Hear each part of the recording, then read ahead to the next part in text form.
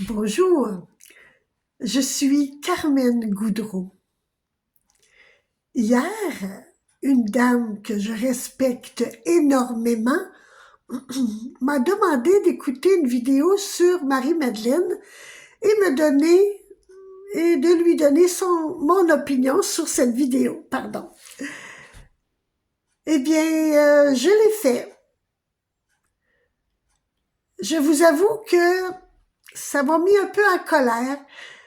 Ça m'a empêché de dormir cette nuit, c'est pour ça que je suis un peu ce matin.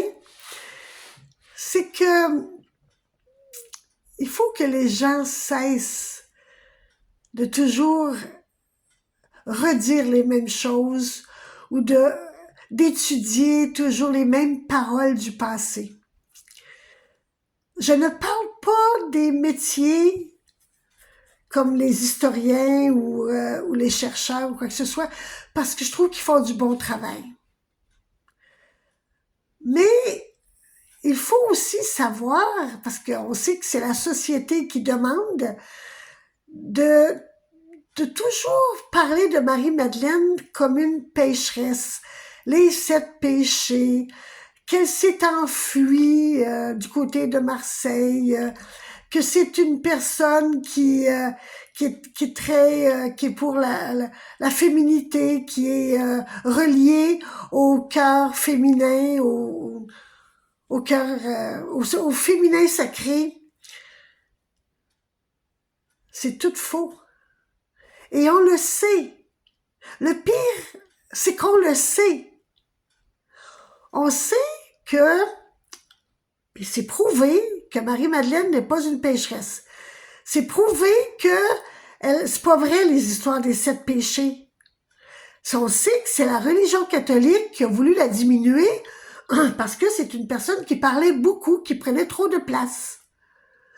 On le sait qu'elle a parti avec Jean pour créer un autre mouvement, une autre église, on peut appeler, parce que Pierre a essayé de détruire après le décès de Jésus, pardonnez-moi, pour prendre une place de pouvoir. On sait que la femme depuis que le monde existe, a été diminuée par l'homme.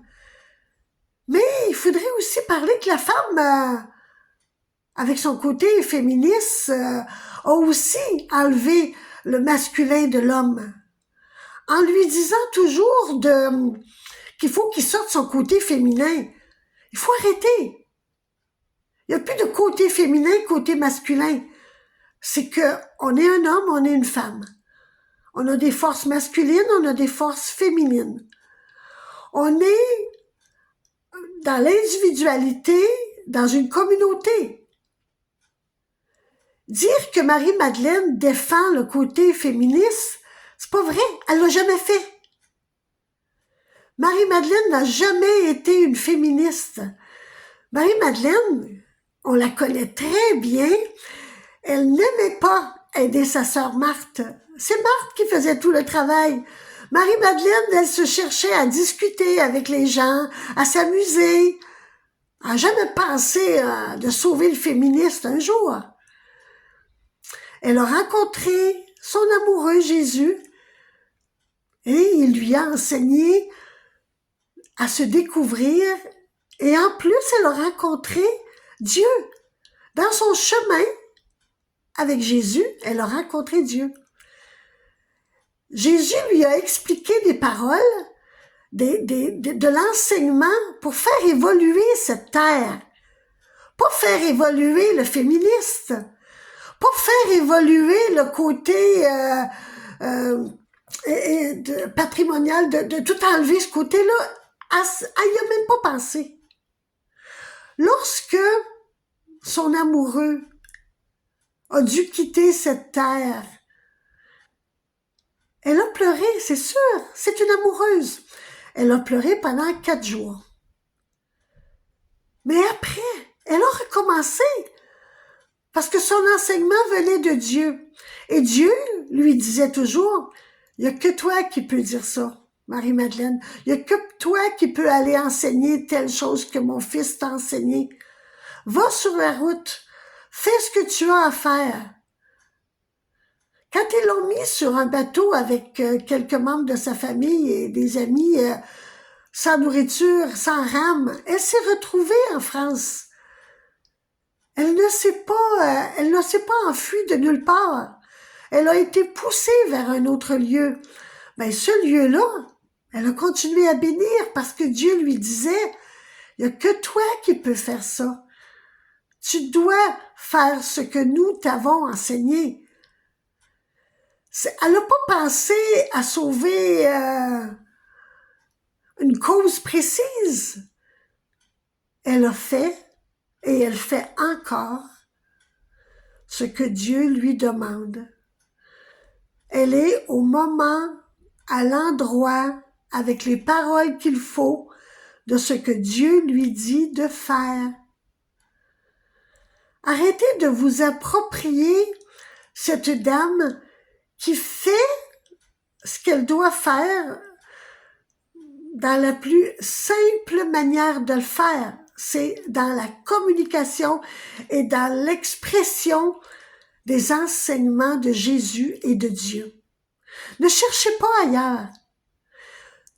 Il y a une phrase qui me fait un peu de peine, mais je vous le dis pareil, c'est toute personne qui continue à raconter des choses, des histoires du passé, à ne rester que sur Marie-Madeleine la pécheresse, Marie-Madeleine celle qui a été détruite par l'Église, Marie-Madeleine, bien, ils sont aussi pires que ceux qui ont commencé ces fausses histoires.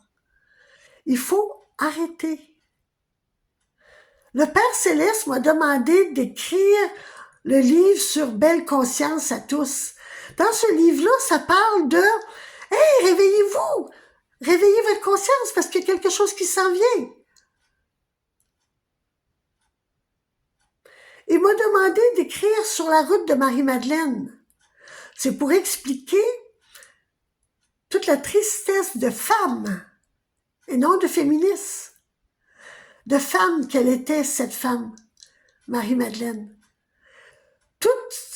Oui, c'est vrai qu'elle a stoppé un temps de bénir les gens, d'écouter les gens, parce qu'elle en avait là.